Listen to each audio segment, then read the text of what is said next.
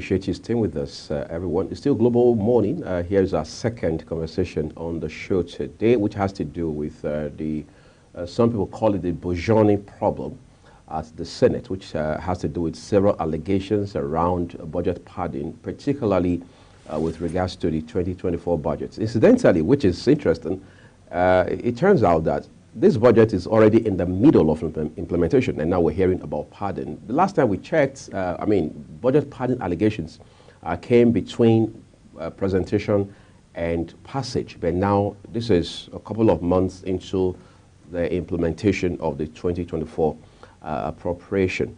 Senator Abdul Ningi, who has for over 1 week now been suspended for 3 months, has become the whistleblower of some kind. It has been a controversial conversation to have, but then it is very clear from records that budget padding allegation and counter allegation is nothing new in our dialogue in this country as it has to do with democratic experience. I'm joined by Dominic Ogaku, himself a politician and a public affairs commentator, is here to help us find some insights into these very disturbing developments. Dominic, it's a pleasure to have you on the program this morning. Good morning, Mr. Uye. I want us to start from the Abdul Mumin Jibril days, when he was chairman appropriation committee of the House of Representatives. We also heard about budgets, padding issues around that time. In fact, that was when it became a popular, some sort of, popular term, budget padding and so on and so forth. But one would have thought it was a one-off thing. Maybe it had ended at that point. But from what we see now, it appears to be a culture. Talk to us about how this has developed to this point. Well, I think the word padding or budget padding has become part of the Nigerian budgetary lexicon in all ramifications. First, let me start by saying that there is no budget. There is no budget in Nigeria that has not experienced padding. Padding is part of the process. Every budgetary cycle. Every budgetary cycle. But what is unique about this budget is the fact that one of them, especially a ranking senator like Senator Ningi, came out to actually expose what he described as padding. But in my opinion, I think he was totally playing to the gallery. In all ramifications, he wasn't being sincere. He was rather looking at it from a very sentimental or obscured position, and that is where he missed it. If he had come out as a patriotic Nigerian to talk about how the padding of our budget is actually carried out, which is actually done by people in the National Assembly. They are the ones who pad the budget. Senators and the rest of them, House of Rep members and all that, they have circles of padding. So I expected him to come from that dimension, but trying to come to say where he was describing the padding from was totally not correct in all ramifications. That's the truth. Let's be very frank. When we look at the trajectory, I mean, there's a pattern to this padding thing. Like you said, it's nothing new. The only difference amongst other elements from what you said is that the person who has become the whistleblower now happens to be one of the senators, in fact, a ranking senator. Given this history of budget padding in our democracy or in our budgetary cycle, is it correct to say that there's some sort of budget padding mafia at the National Assembly? Not really. You see, you remember there's one other senator who came out. That senator actually represents me, is my senator, right, who came out to say 500 million that was given to you. 500 million that was given to Eastern. For constituency projects? That's what he was talking about. You know, the way he said it, you know, a lot of Nigerians took it out of context. They were thinking like maybe they handed them over 500 million for themselves. No. What that means is that for their constituency project, those who were fast, who could lobby better, got that amount to be padded. Depending on the case you presented. Depending on what, some even had more than that, you know. So that's where the padding actually take place. Because what they do is that they go to all these agencies or all these MDAs and try to say, okay, I will include this money in my constituency project and all that, and then I will now come and take it from the backside. So that's exactly how it's done. But that is not legal, is it? It's not. It's not. It's not. But you see, so the only way to deal with padding head on, without really having all these issues and going around, is to take away constituency project from the National Assembly. Take it totally out of the budget. But you know, if you do that, they are going to have a serious face-off with the executive. So you see, so the executive too are trying to play safe. And so they allow these guys to go ahead with the padding process. You know, say constituency project. What's constituency project? Most of these constituency projects are recycles.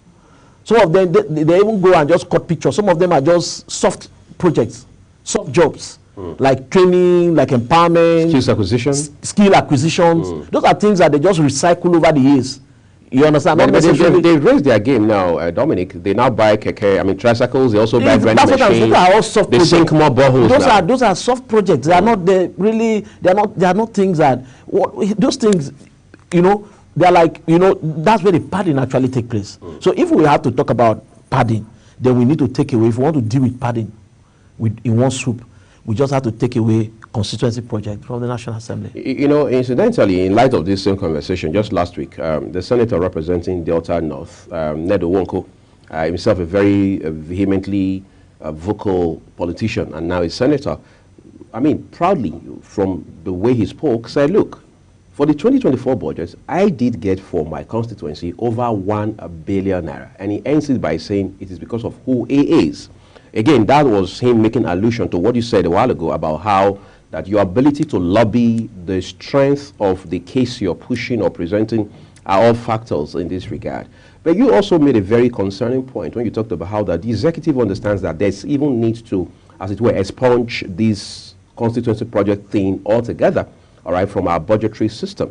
However, they want to, in your words, play safe. So it's got to be a situation of you scratch my back, I scratch your back, kind of thing. But isn't that us also inadvertently entrenching corruption?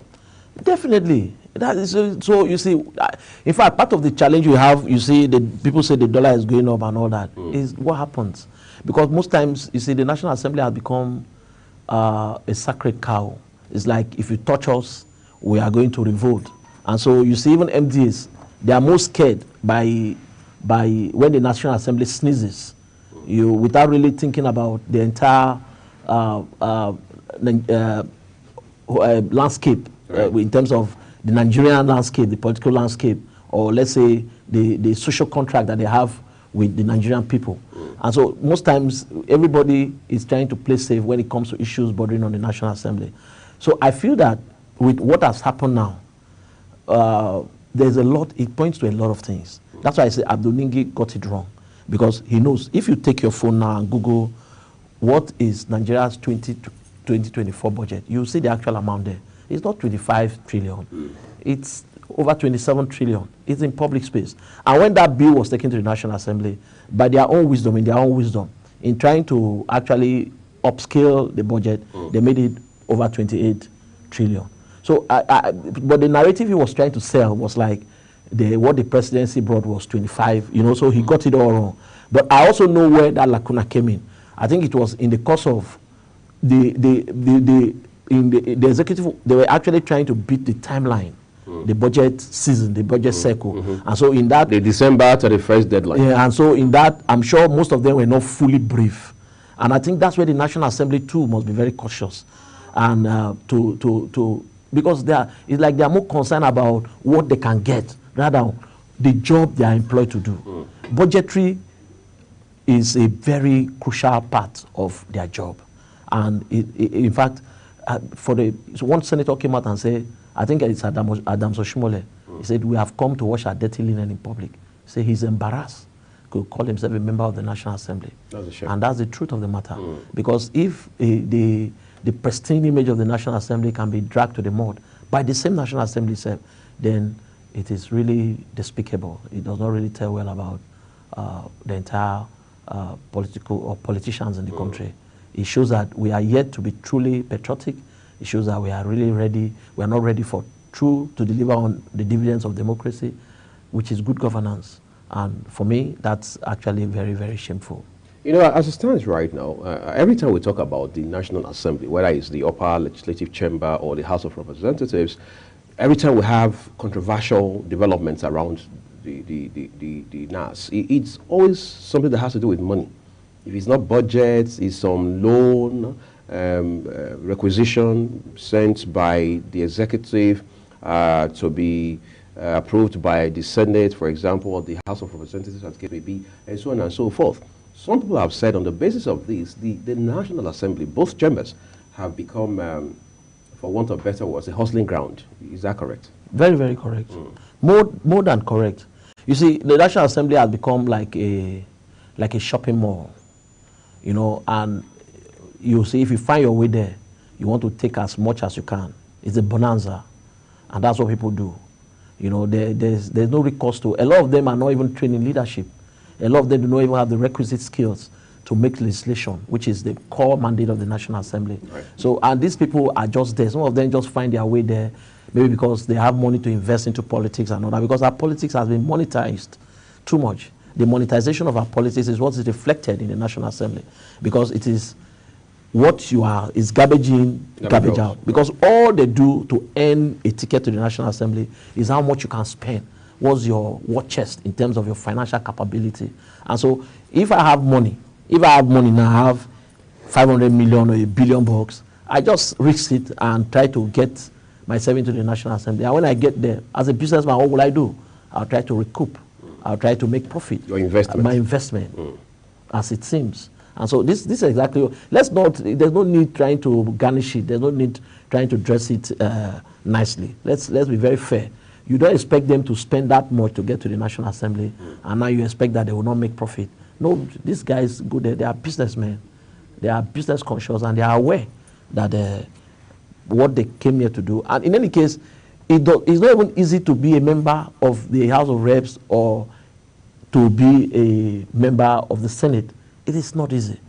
Because, let me tell you, your constituents, they will not let you rest.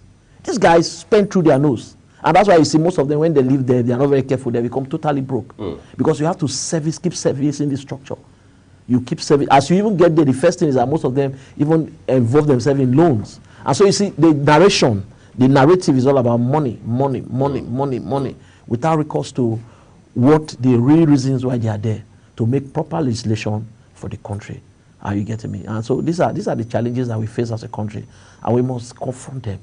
It's time for us to redefine our leadership recruitment process, which is part of the challenge that we have with the National Assembly.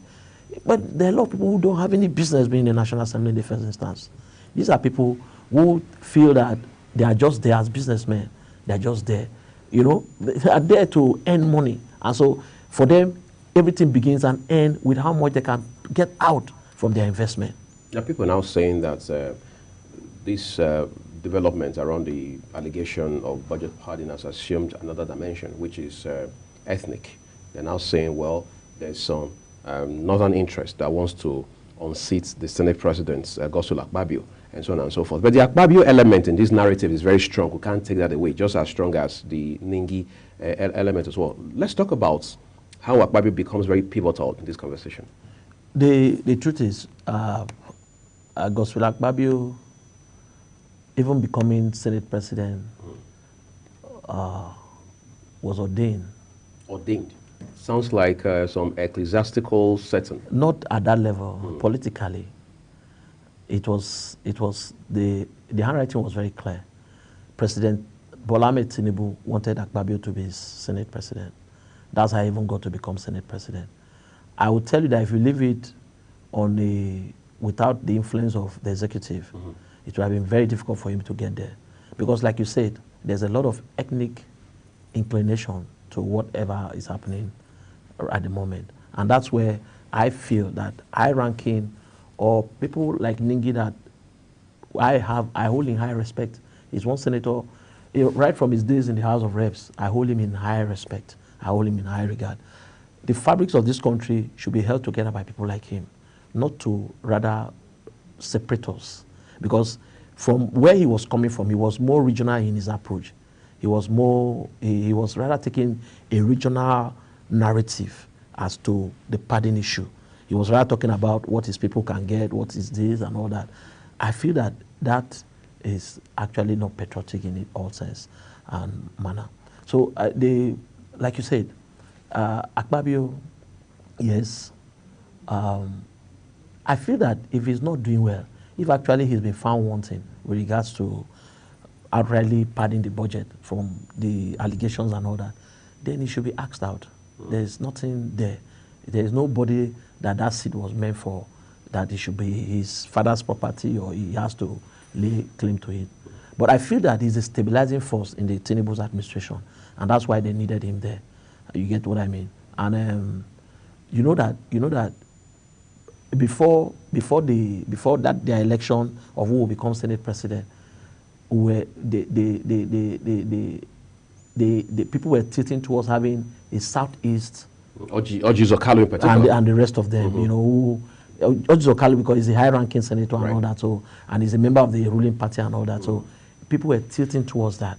It would have actually been an injustice to have somebody from the north be the Senate president, with leaving out the South and giving where we are coming from.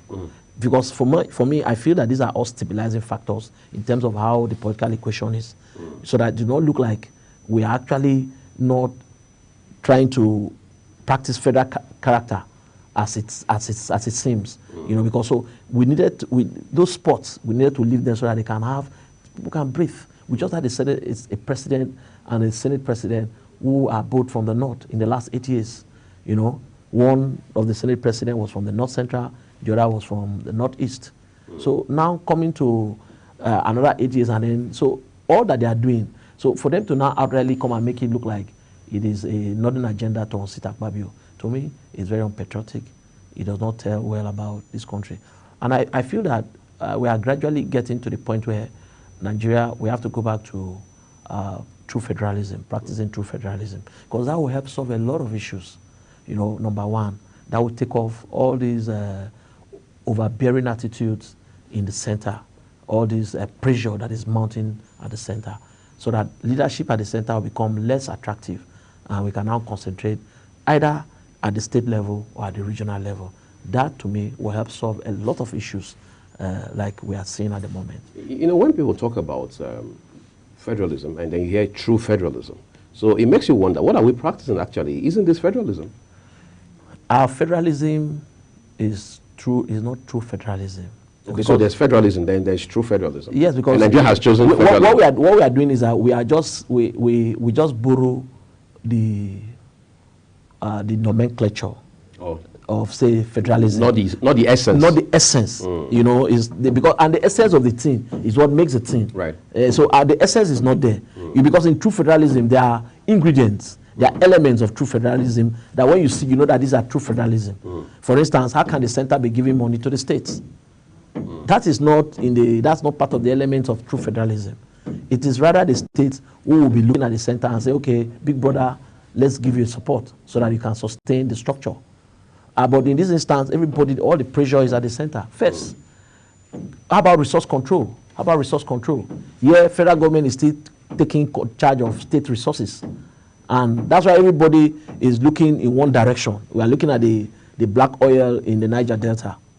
You know, we are still fixated to it, rather than trying to build other aspects of our economy, other aspects of our endowments that we have as a nation. We are highly endowed in all ramifications. We are endowed more than most countries of the world. And so we are so fixated, we are so pampered, we have just been left with this mentality of not trying to develop other areas of our economy that can help us build together. And I feel that if we can now go back to regional practice or into true federalism, the states will now become solvent very soon, and they can look inward and begin to see some economists in this Nigeria, farming alone,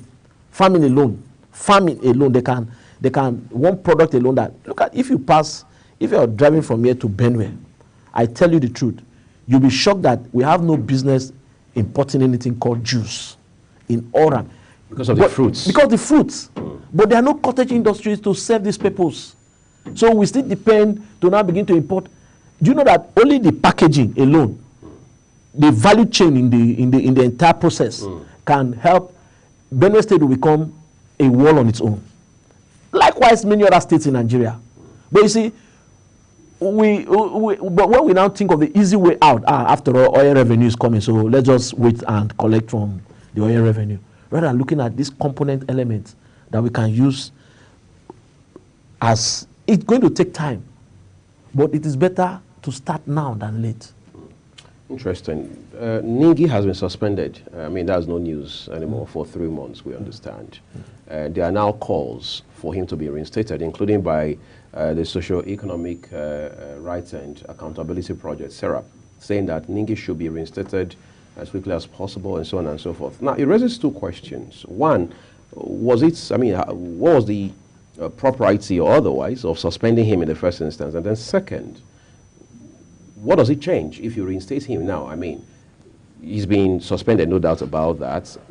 Does it change anything? Does it have any impact? Is it inconsequential or otherwise? No. It sends a big signal. If you reinstate him? Not that he's been suspended? Be suspended. The suspension sends a very big signal. And what's that? The fact that you cannot operate with rancor among a class of people. You think Senator Ningi was being mischievous? He was actually being mischievous. He knows that he was being mischievous. You see, the Senate president even told him, he said, you said we are supposed to meet so that you can raise these things with me. Why go to press? You know, it's like the first thing there is that, do you know what Ningi has succeeded in doing? He has succeeded in battering the image of Nigeria. That is totally not correct. Not just the Senate. Not just the Senate. Just the Senate. It means that we don't even know what we are doing. See, pardon is not what he's talking about. He was not actually talking about pardon. He was rather, that's why I said he was playing to the gallery. He just wanted people to applaud him. Not necessarily, you know, if you take your phone now and Google, please, is it 25 trillion that was submitted, or is it 27 trillion that was submitted by his executive? These are all in public space. So to me, that where he should be talking about the pardon was to be very definite. Say, you did this, you understand? That with specifics. With specific. Nigerians like us would have risen up to even support him and say, yes, it's correct. Because we know these things. We know these things. These are things that they do every other day. They pad the budget. Budget is being padded. It's being padded. That we know. But not in the way he was trying to paint it. You know, now trying to look like he was being regional with respect to no. That's unacceptable. That's not acceptable. For those who are calling for his reinstatement, they have their reasons. Their reasons is that culture, they are saying, is like is like 5 and 6, you know.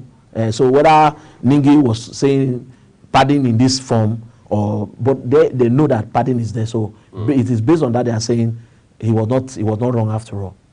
You understand? But then, if you want to follow